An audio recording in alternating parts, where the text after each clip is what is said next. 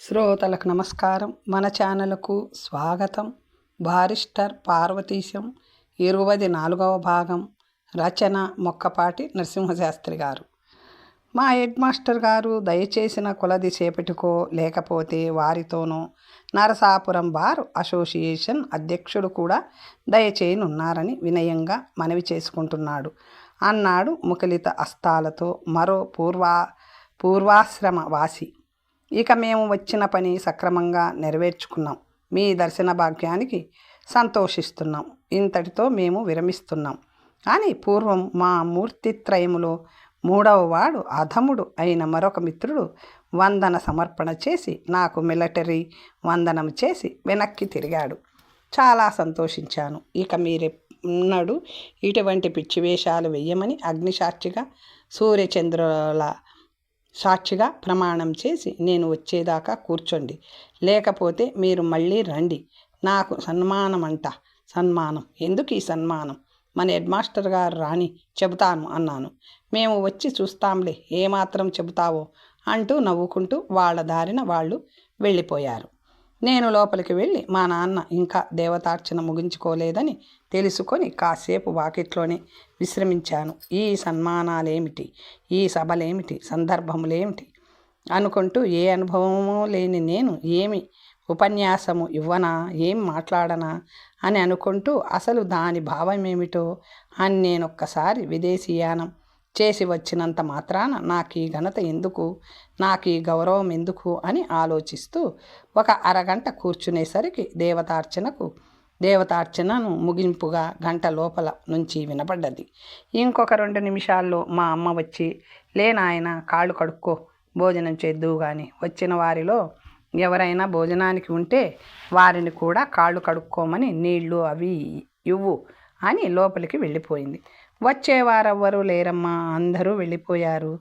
పై విస్తళ్ళు ఏమీ వెయ్యవద్దు అని నేను నూతి దగ్గరకు వెళ్ళి కాళ్ళు కడుక్కొని పట్టు వస్త్రమును ధరించి బుద్ధిమంతుడిలాగా భోజనానికి తయారయ్యాను. ప్రతి పూట భోజనాలయ్యేవి. నేను వచ్చినప్పటి నుంచి అక్కడ నువ్వు ఏమి చదివావు, ఏం పాస్ అయ్యావు, లేకపోతే అక్కడ తప్పావా, అక్కడ సందర్భాలేమిటి, నీ భోజనాధికములు ఎలా గడిచేవి, అక్కడ జీవిత విశేషాలేమిటి, విధానాలేమిటి అని ఒక్క మాట నన్ను అడగలేదు. ఆయన అడుగుతాడని నేనెన్నో చెబుదామని ఎంతో వాడిని. ఒక్క మాట ఆ ప్రశంసే ఎత్తకపోయేసరికి నాకెంతో ఆశాభంగం కలిగినట్లయింది. ఎందుకో తెలియదు. ఆలోచిస్తే ఆయన అడగకపోవడం సబబేననిపించింది.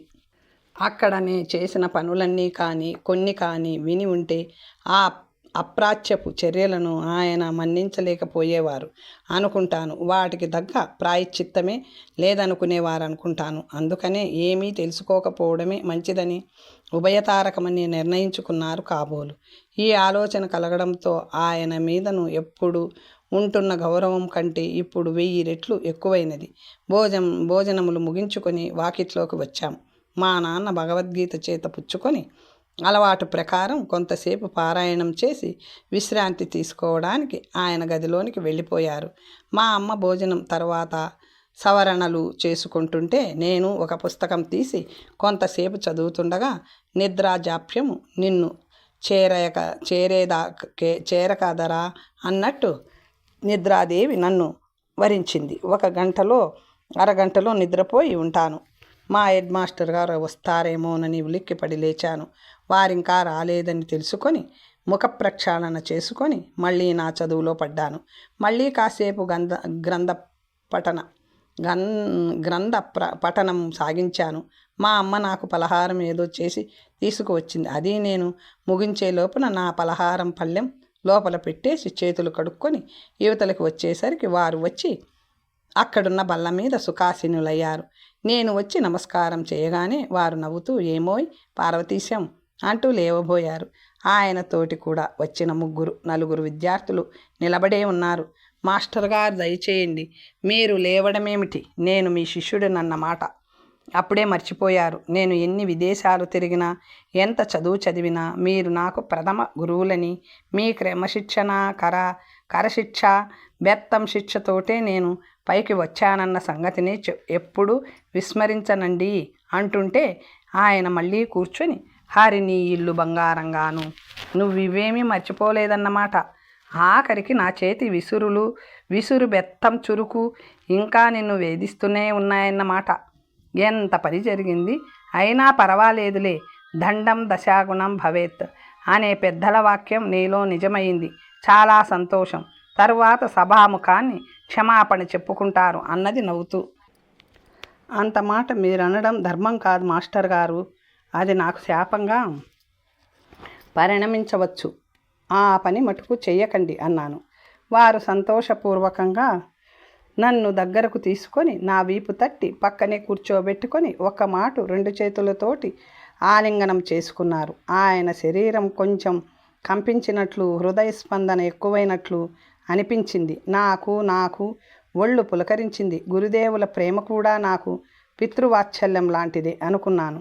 అయితే పార్వతీశం, నీవు వచ్చావని 3 రోజులై తెలిసినా అనుక్షణం నిన్ను చూడవలేననే ఆతృత పడుతున్నా. వీలైంది కాదోయ్. నిన్ను చూస్తే నాకెంతో ఆనందంగా ఉందో ఎలా చెప్పను. ఆనాడు నీ ఎవరితోటో చెప్పకుండా దేశాంతరం వెళ్ళావని విని అందరూ ఎంత బాధపడ్డా నేను మటుకు చాలా సంతోషంగాను. అంటే నీవు తప్పక పెద్ద చదువు చదివి క్షేమంగా తిరిగి వచ్చి పెద్ద పేరు సంపాదించుకుంటావని ధైర్యం అప్పటి నుంచి ఉండేది. నేను అనుకున్నట్టుగానే విద్యలు పూర్తి చేసుకొని క్షేమంగా తిరిగి వచ్చినందుకు సంతోషిస్తూ నీవు చాలా పేరు ప్రతిష్టలు సంపాదించుకుంటావని ఆశిస్తూ ఆశీర్వదిస్తున్నాను. ఇక నే వచ్చిన పని చెప్దు మరి. నీవు వచ్చావని తెలియగానే స్కూలు అందరికీ ఆబాల గోపాలం ఎనలేని ఆనందం పొందారు. స్కూలు మీ ఊరు వచ్చి పడదామన్నంత ఉత్సాహం కలిగింది అందరకు. నేనే వాళ్ళు ఉత్సాహాన్ని తాత్కాలికంగా చల్లబరిచి దానిని క్రమబద్ధం చేయవలేనని సంకల్పించి, మేమింతమంది మీ ఇంటి మీద దాడి చేయడం కంటే విద్యార్థులు, ఉపాధ్యాయులు అందరి తరపున నిన్ను అక్కడకు ఆహ్వానించి గౌరవించి అక్కడ అనగా ఆ దేశపు విశేషాలన్నీ నీ ముఖత నిండు సభలో వింటే బాగుంటుందని కొందరి ఉపాధ్యాయులతో చెప్పగా వారు చాలా సంతోషించి నాతో ఏకీభవించి ఈ ఏర్పాటు చేశారు. అందుకని ఎల్లుండి సాయంకాలం మన హైస్కూలు ఆవరణలో సభ ఏర్పాటు చేశాం. నీవు పాత విద్యార్థిగా, నేటి గౌరవ అతిథిగా వచ్చి నీ అనుభవాలను కొన్నింటినో చెప్పి మమ్మల్ని అందరూ ఆనందపరచవలేనని అందరి తరపున నిన్ను శాసిస్తున్నాను అని అనను. కానీ తప్పక మరో మాట చెప్పక వచ్చి మమ్మలను అందరూ పరవశులను చేయవలేనని కోరుతున్నాను అన్నారు. అనగానే నేను లేచి నిలబడి నమస్కరిస్తూ, అంత పెద్ద మాటలు అనవద్దు మాస్టారు. నాకు సన్మానము గౌరవము ఏమిటండి? తలుచుకుంటేనే నాకు భయంగా ఉంది. ఊరికే మీరు పెద్దలు 10 మంది కూర్చొని చిన్న గోష్ఠిలా ఏర్పాటు చేసి నన్నేదైనా ప్రశ్నలు వేస్తే నేను చేతనైన సమాధానాలు చెబితే బాగుంటుంది అనుకుంటాను. ఉపన్యాసాలు పెద్ద సభలలో చేయడం నాకు ఇంకా చేత కాలేదు. పైగా ఉపన్యాసం అంటే విద్యార్థులంతా సరదాగా వచ్చినా 2 నిమిషాలు అయ్యేటప్పటికి విధిగా వాళ్ళందరకు తలనొప్పి వచ్చి తీరుతుందని నా భయం. వాళ్లకు ఊరికే నా ముఖం ఒకసారి చూపించి మనం గోష్ఠి జరుపుకోవడం చాలా బాగుంటుందని నా అభిప్రాయం అన్నాను. నీ అభిప్రాయం చాలా బాగానే ఉంది, కానీ అన్ని ఏర్పాట్లు చేసుకున్నాం కనుక ముందు ఈ సభ ముగించి తరువాత ఉపాధ్యాయులతో ప్రత్యేకించి గోష్ఠి ఏర్పాటు చేస్తాను. అది కూడా చాలా మంచి పనే. అందుచేతను ఎల్లుండి సాయంకాలం 4 గంటలకు బండి తీసుకొని మా విద్యార్థి నాయకుడో లేక ఉపాధ్యాయుడో వస్తారు. వారితో నీవు తప్పక రావాలి. ఇంక నే వస్తాను మరి అని నేను నమస్కరించగా నా భుజాల మీద చేయి వేసి తనతో వీధిలోకి తీసుకువెళ్ళి నాకు సెలవిచ్చి వారు బండెక్కి వెళ్ళిపోయారు.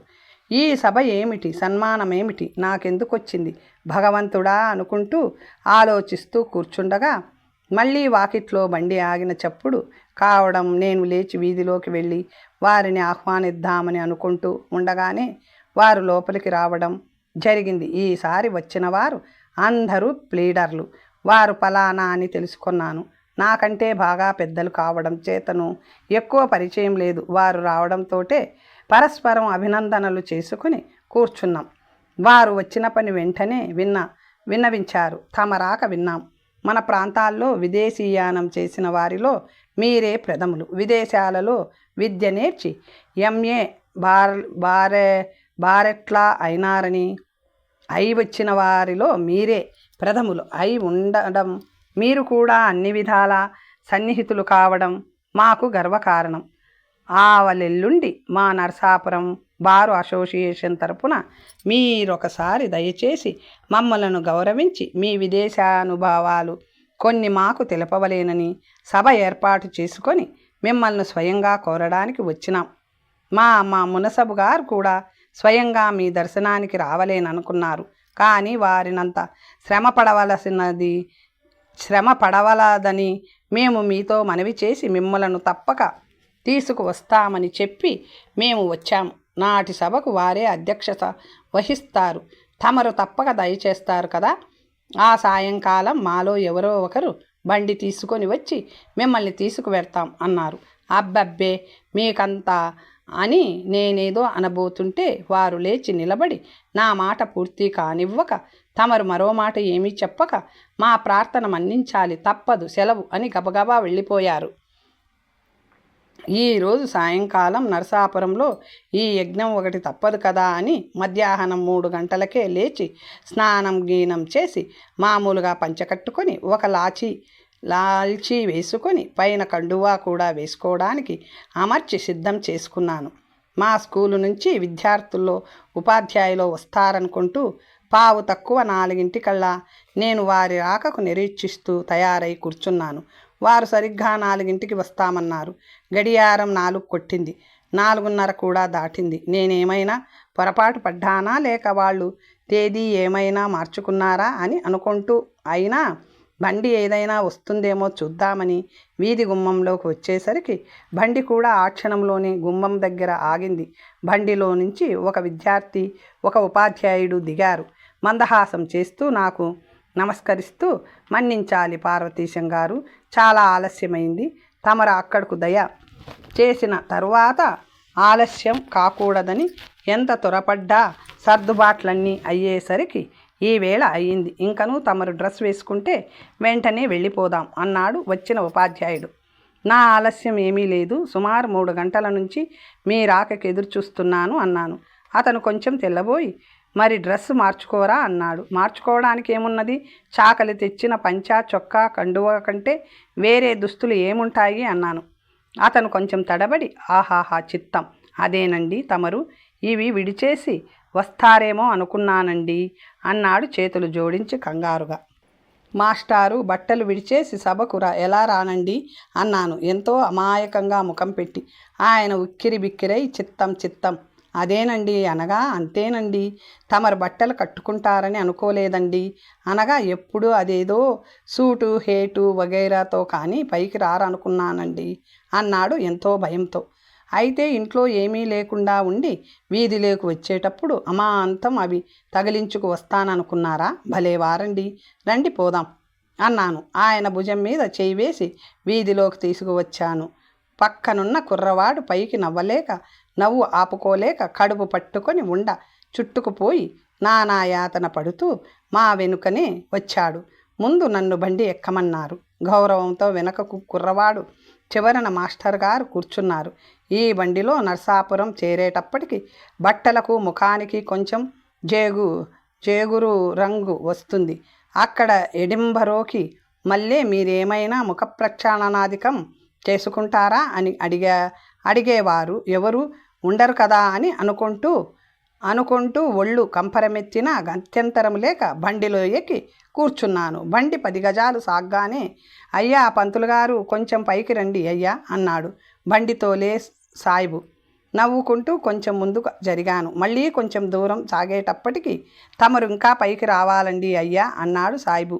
నాయనా, ఈ కొద్ది పరిచయంతోటే నా మీద ఇంత అభిమానం కలిగి నన్ను పదే పైకి రావాలని కోరుకునేవాడవు నువ్వు ఒకడవు కనపడ్డావు. చాలా సంతోషం.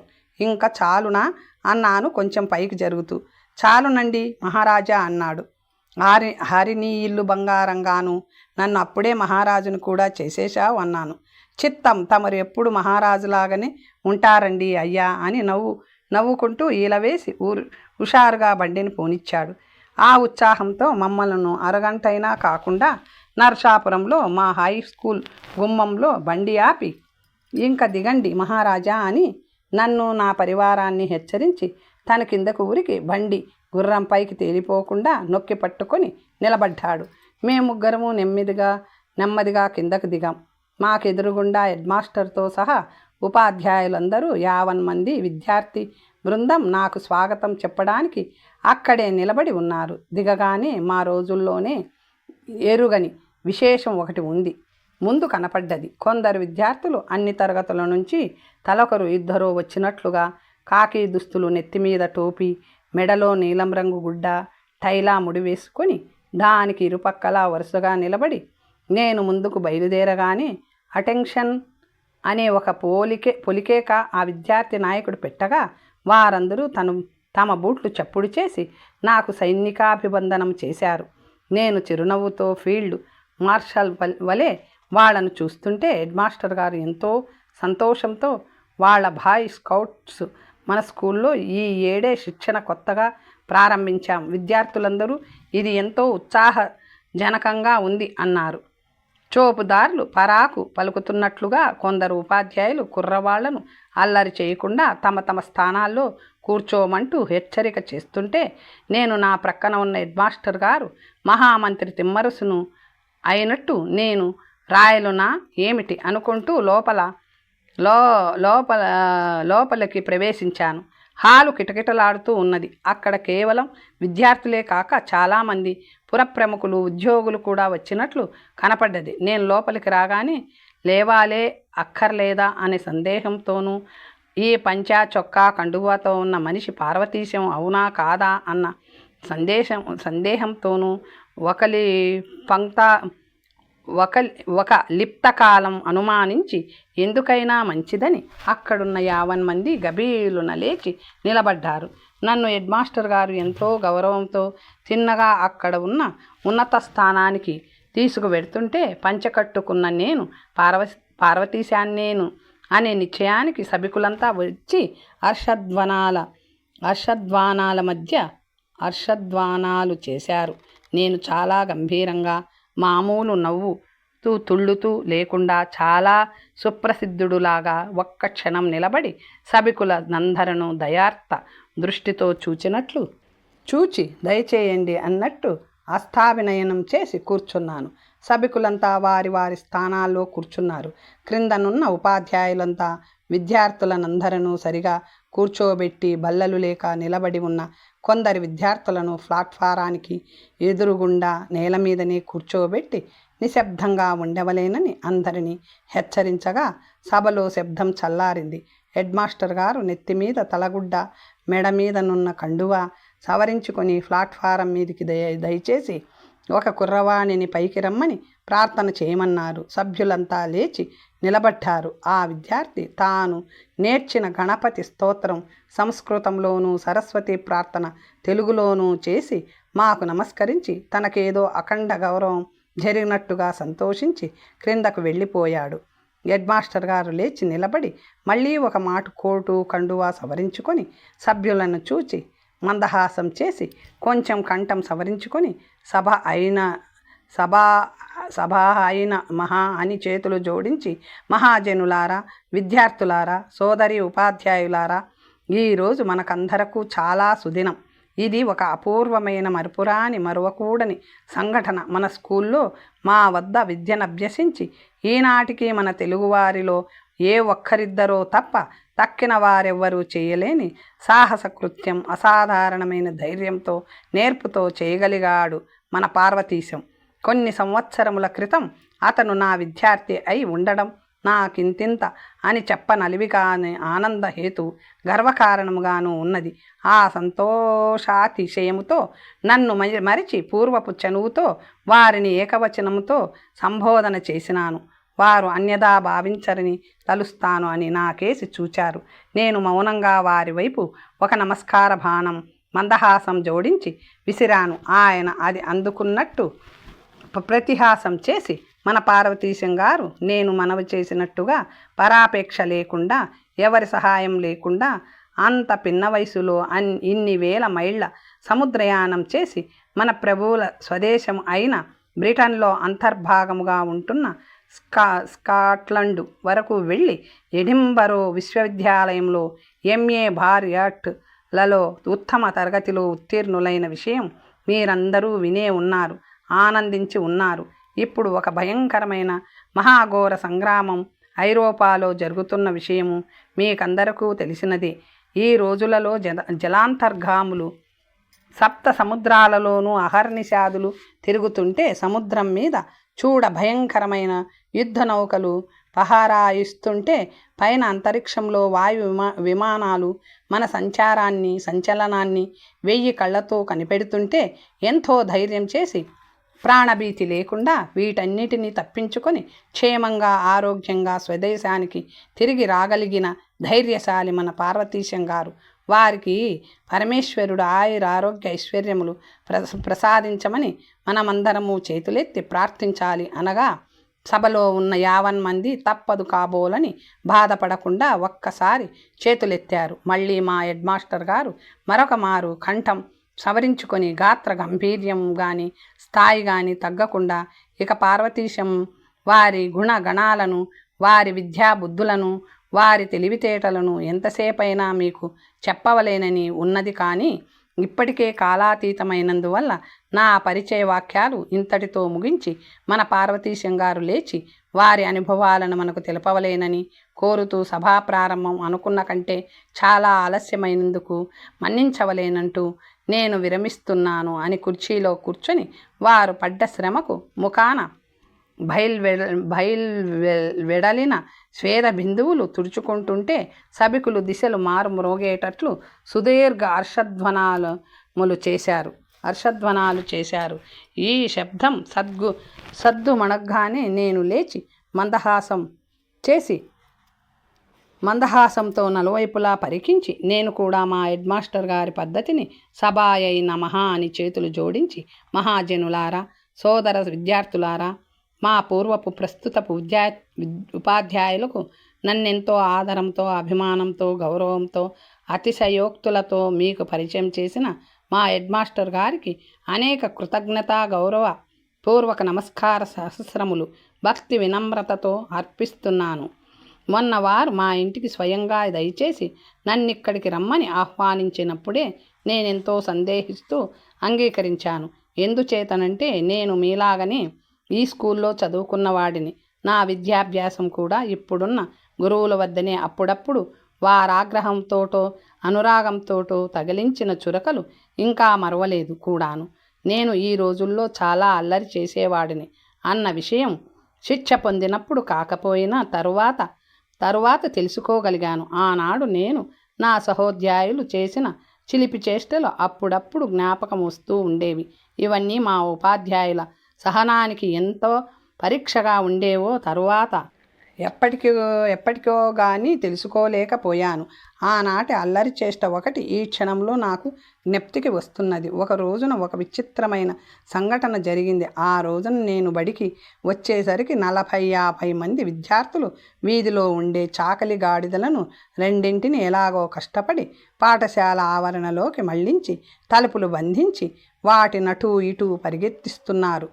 అవి హడలిపోయి బయటకు పోయే మార్గం లేక చాలా కంగారుగా ఓండ్ర పెడుతూ పరిగెడుతున్నాయి. ఇంతలో నేను మరికొందరి స్నేహితులతో వచ్చాను. తలుపు మూసి ఉండడము, లోపల హడావిడి చూసి నా పిలుపు విని తలుపు తీసేవారెవ్వరూ లేక కాంపౌండ్ గోడలకు దూకి రంగంలోకి కూడా దూకాం. అక్కడ కుర్రవాళ్లను ఏమిట్రా ఈ గొడవ అని అడిగి తెలుసుకొని ఆ ఆటలో మేము కూడా ఉత్సాహంగా ప్రవేశించాం.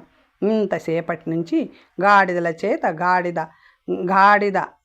గాడిద గత్తర చేయిస్తున్న కథానాయకుణ్ణి పిలిచి, ఇలా కాదురా అబ్బాయి, సరి అయిన పద్ధతి నేను చెబుతాను విను అనేసరికి వాళ్ళందరూ చప్పట్లు కొడుతూ చెప్పండి అంటూ అమితోత్సాహంతో మళ్ళీ మాస్టర్లు రాకుండా త్వరగా తెమల్చండి అని మమ్ము హెచ్చరించారు. అయితే మీరెవరైనా వెళ్ళి గట్టివి 2 త్రాళ్ళు సంపాదించండి, ఆ గాడిదలను కట్టేసి సర్కస్ చేయిద్దాం అన్నాను. 2-3 కుర్రవాళ్ళు త్రాళ్ల కోసం పరుగులు పెట్టారు. ఒక కుర్రవాడు మటుకు తాఫీగా అక్కడే నా కేసు చూస్తూ నిలబడి ఒక మాట మనం చెప్పగానే విని, అవి సర్కస్ ఎలా చేస్తాయండి అన్నాడు. ఏడ్చినట్టే ఉన్నాయి, నీ తెలివితేటలు చూస్తూ ఉండు. వీటిని ఎలాగూ తీసుకువచ్చారు కనుకను, ఇవాళ పంచమి గురువారం కనుకను వాట్లకు శిక్షణ ఇవాళ నుంచి ప్రారంభిద్దాం. ముందు నువ్వు వెళ్ళి కాస్త సిరా తీసుకువచ్చి వాటి తోకలకు కానీ ముఖానికి కానీ పట్టిస్తే మన గాడిదలన్న సంగతి మనకు గుర్తుకు ఉంటుంది. ఈ వేళ మళ్ళీనే రోజు వాటిని శ్రమపడి బడిలోనికి తీసుకువస్తే 1 గంట ప్రొద్దున, వీలైతే 1 గంట సాయంకాలం కూడా వీట్లకు సర్కస్ విద్య నేర్పిద్దాం. అది మనకు సరదాగాను కాలక్షేపంగానూ ఉంటుంది. ముందది చాకలి మూటలు మొయ్యకుండా ఏదైనా సర్కస్ కంపెనీలో చేరి దర్జాగా బతికే అవకాశం కల్పించిన వాళ్ళము అవుతాం. ఏమంటావు అన్నాను. అతను ఎక్కడున్న తక్కిన వాళ్ళు ఏకగ్రీవంగాను కరతాళ ధ్వనులతోనూ తమ అంగీకారం వ్యక్తపరిచారు. ఇంతలో 2 కుర్రవాళ్ళు ఎలాగో 2 త్రాళ్ళు 2 చింత బరికెలు పట్టుకొని ఒగురుస్తూ పరిగెత్తుకు వచ్చారు. ఈ విద్యార్థుల మధ్య నుంచి గాడిదలు ఉడాయించడానికి దారి లేక ఏదో తమ ప్రాణం మీదకు వస్తుందని ఆలోచన లేక, అంత ఆలోచనే ఉంటే అవి గాడిదలు ఎలా అవుతాయిలేండి, హడలిపోతూ మా అందరికేసి జాలిగా చూస్తూ మధ్యన కొంత భయంతోనూ కొంత సంతోషంతోనూ హురే అన్నట్టు ఓండ్రిస్తూ నిలబడ్డాయి. ఈ త్రాళ్లతో ఆ గాడిదలను కట్టడం ఎలాగా అని ఆలోచిస్తుంటే అతి తెలివైన ఒక కుర్రవాడు మేక పిల్లను, ఆవు దూడలను పట్టుకున్నట్టుగా ఒక గాడిద చెవులు పట్టుకున్నాడు. ఈ మోటు సరసంతో ఆ గాడిదకు ఒళ్ళు మండి ముందున్న వాళ్లను కరవబోయి వెనుకకు ఉన్న వాళ్లను కాళ్లతో ఎగిరి తన్నింది. వాళ్ళు మొర్రోమని పారిపోయారు. రెండో గాడిద తన్నెవ్వరూ ఏమీ చెయ్యకపోయినా తోటి గాడిదకు సానుభూతి చూపడం కోసం గిర్రుక్కున తిరిగి కనపడని వాళ్ళని తన్నడం మొదలెట్టింది. దాన్ని ఇంగ్లీష్లో చెప్పాలంటే సింపథెటిక్ స్ట్రైక్ కాదు, సింపథెటిక్ కిక్ అనాలి. ప్రేక్షకులందరూ దుష్టులకు దూరంగా ఉండవలేననే సంగతి జ్ఞప్తిగా దూరంగా తొలగిపోయారు. మొదటిగా గాడిదను 4 కుర్రవాళ్ళు ఎలాగో తంటాలు పడి 4 కాళ్లకు బంధం వేశారు. నేను చింతబరిక ఒకటి పుచ్చుకొని ఆ మధ్యను ఈ ఊళ్ళోనే చూచిన సర్కస్ పద్ధతిని గాడిదను ఒకటిని తగలనిచ్చి ఆఫ్ అని కేక వేశాను. అసలే గాడిద, ఆ పైన ఈ కంగారుతో మతిస్థిమితం తప్పింది. చాకలి భాష తప్ప మరో భాషని ఎవ్వడు విని ఎరుగని ఆ గాడిదకు ఆఫ్ అంటే ఎలా అర్థమవుతుంది? నయాన్న భయాన్న ఎన్నో విధాలు చెప్పాను. ఎంతకు వినకపోతే మళ్ళీ 2 తగలనిచ్చి, ఓయి వెర్రి గాడిద కొడక, ఆఫ్ అన్నప్పుడు 2 కాళ్ళు పైకెత్తాలి, తెలిసిందా అని ఆ ముందు కాళ్ళ మీద మళ్ళీ 2 తగలనిచ్చాను. సర్కస్ రింగులో కదం తొక్కడం నేర్పుదామని నెమ్మదిగా మెడకు కట్టిన తాడును ఒకటిని పట్టుకోమని ఆ గాడిదను ముందుకు లాక్కు వెళ్ళమన్నాను. అప్పటిదాకా అది గాడిదే అనుకున్నాను, కానీ ఏనుగు అనుకోలేదు. చచ్చిన అడుగు తీసి అడుగు వేయించడం నాకు సాధ్యం కాలేదు. ఎలాగైనా ఈ ఒక్క ఫీట్ అయినా ఈరోజు వేయించి తీరాలని పట్టుదలగా పనిచేస్తున్నాను. కొంతసేపైన తరువాత ఇంతవరకు ఉన్న కోలాహలం అంతా చల్లారి ఎంతో నిశ్శబ్దంగా ఉండడం గమనించి 4 వైపులా చూసేసరికి అక్కడ అది వరకు ఉన్న విద్యార్థి బృందం అంతా మాయమైపోయారు. ఇదేమిటి వింత అని వెనక్కి తిరిగి చూతును కదా, గేటు అవతల నుంచి మా హెడ్ మాస్టర్ గారు మరికొందరు ఉపాధ్యాయులు మమ్మల్ని తదేక దృష్టితో చూస్తున్నారు. నాకు నిలవెల్లా కంపరం వచ్చి పరుగెత్తబోయాను. నా అవస్థ చూచి ఆ గాడిదలు నాకంటే ముందే తెలివి తెచ్చుకొని నన్ను చూచి వెకిలిగా నవ్వినట్టుగా ఓండ్రిస్తూ పరుగు పుచ్చుకున్నాయి. అప్పటికి నాకు చైతన్యం వచ్చి పారిపోదామని ప్రయత్నం చేస్తుండగా మన హెడ్ మాస్టర్ గారు ఎంతో ఆప్యాయంగా, నాయనా పార్వతీశం, ఈ గేటు తీస్తావా బాబు, మేము కూడా వచ్చి నీకు కొంత చేతనైన సహాయం చేయడానికి ప్రయత్నిస్తాము అన్నారు. వారి మాటలకు అర్థమేమిటో నాకు సరిగా బోధపడక ఎలాగో కాళ్ళిడ్చుకుంటూ వెళ్ళి గేటు గడియ తీశాను. హెడ్ మాస్టర్ గారు ఆప్యాయంగా నా భుజం మీద చేయి వేశారు. వెనకనున్న ఉపాధ్యాయులంతా విరగబడి నవ్వబోయి బలవంతాన ఆపుకుంటున్నారు. నా భుజం మీద ఉన్న గురువుగారి హస్తం ఏదో ఇనుప గుండులా ఉండి క్షణక్షణం ఎక్కువ అవుతున్నట్టు తోచింది. నన్ను నెమ్మదిగా నడిపించుకొని హెడ్ మాస్టర్ గారు వారి గదిలోకి తీసుకువెళ్ళారు. తక్కిన మాస్టర్లంతా వారి కామన్ రూములోకి వెళ్ళి మమ్మల్ని గురించి కాబోలు నవ్వుకుంటూ మాట్లాడుకుంటున్నారు. మొదటి గంట కొట్టారు. హెడ్ మాస్టర్ గారు తాపీగా కూర్చొని నా భుజం మీద చేయి తీసేసి, ఏమిటో ఈ పార్వతీశం, మనకున్న గాడిదలు చాలక పై గాడిదలను కూడా తీసుకువచ్చి ఏదో గాడిద గత్తర చేస్తున్నావేమిటి అన్నారు. వారు కోపంగా అన్నారో హేళనగా అన్నారో ఆధారంతో అన్నారో నాకేమీ అర్థం కాలేదు. ఏదో చెప్పరాని భయం, గుండెల్లో దడ, కాళ్ళల్లో వణుకు, కళ్ళ వెంట నీళ్లు వచ్చాయి. ఏం బాబు పార్వతీశం, మాట్లాడవేమి అన్నారు. మళ్ళీ ఆయన ఎంత నెమ్మదిగా అన్నా నా చెవిని చేరేటప్పటికి ఏదో పెద్ద ఉరుము లాంటి శబ్దం వినవచ్చింది. నేను గజగజలాడుతూ చేతులు జోడించి ఏమీ లేదండి గాడిదలను అన్నాను. నేను గజగజలాడుతూనే అవి అండి అంటే ఆ గాడిదలండి ఎలాగో వచ్చాయండి, ఎందుకు వచ్చాయి అనుకున్నానండి, మేమందరము అలాగే అనుకున్నామండి అన్నాను. దానికేముంది, మిమ్మల్ని చూడ్డానికి వచ్చి ఉంటాయి అన్నారు నెమ్మదిగా. బయటికి పొమ్మంటే మేము చెప్పిన మాట వినలేదండి, ఎవరు చెప్పినా వినలేదండి. ఏమిటి, ఎవరి మాట వినలేదు? ఆఖరికి నీ మాట కూడా వినలేదు. చాలా విచిత్రంగా ఉంది. ఇంతకీ ఏం చెప్పావు దానితోటి అన్నారు హెడ్ మాస్టర్ గారు. వారి ధోరణి నాకేమీ అంతుపట్టలేదు. తమరు వచ్చేటప్పటికి అవి ఇక్కడ అంతా గల్లంతు చేస్తుంటే బయటకు పొమ్మని చెప్పాను. నా మాట వినకపోతే అసలే గాడిదలు కదా అని ఈ బరికతో 2 తగలనిచ్చాను. ఇంతట్లో తమరు దయచేశారు అన్నాను. ఆహా, అలాగా, అంతేనా అన్నమాట, ఇంకేం చేయలేదన్నమాట. ఓ గాడిద కాళ్లకు బంధాలు వేసినట్టుంటే కొంపదీసి అవే బంధాలు వేసుకుని వచ్చాయా లోపలకు అన్నారు హేళనగా. లేదండి పాపం, బంధాలు వేసుకోవడం వాటికేమీ చేతనవుతుందండి, మన కుర్రవాళ్లే ఎవరో వేశారండి. అవి కాంపౌండ్ అంతా గంతులు వేస్తూ ముక్కలన్నీ పాడు చేస్తుంటే నేనే బంధం వేయమన్నాను. పాపం 4 కుర్రవాళ్ళు వద్దు మర్రోయని ఆ గాడిదలు తన్నుతున్న లక్ష్య పెట్టకుండా బంధం వేశారు. వాటిని తమకు చెప్పడమో లేకపోతే బంట్రోత్ వీరస్వామి చేత దొడ్డికి తోలించడమో చేద్దామనుకున్నాను అన్నాను. చిత్తం అదేనండి, పొరపాటేనండి, తప్పేనండి. ఆ మధ్య ఈ ఊరు వచ్చిన సర్కస్ చూశానండి. అందులో వాడు గుర్రాలు, గాడిదలు, ఇంకా ఎన్నో జంతువుల చేత ఎన్నో తమాషాలు చేయించాడండి. ఇవి కూడా చేయగలవేమో చూద్దామని వాళ్ళు కేక వేసినట్టుగా నేను కూడా కేకలేస్తున్నాను. అంతేకంటే ఏమీ లేదండి, తప్పు మాట ఏమీ అనలేదండి, అంటే ఒట్టండి అన్నాను. అబ్బెబ్బే, దానికి ఒట్టునా ఎందుకు? నీ మాట మీద నాకు నమ్మకమే. నా రాక మూలాన దానికి పాఠం సాగలేదన్నమాట. పోనీలే, రేపు రమ్మని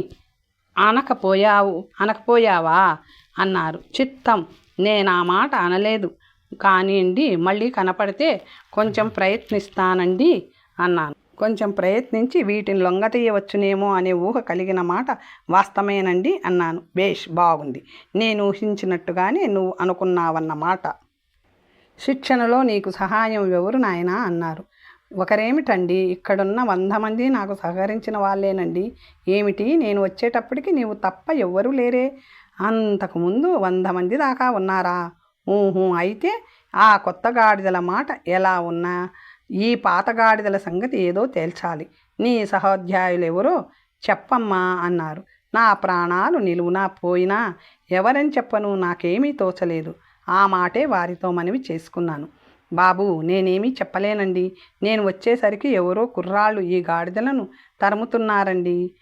అలా కాదర్రా, ఇలా సర్కస్ చేయిద్దామని నేనే అన్నానండి. వాళ్ళందరూ నా చుట్టూ మోగారు. అందులో ఎవరని చెప్పగలను అన్నాను. అవును పాపం, కష్టమే, అంతమంది నిజంగా ఉంటే అన్నారు.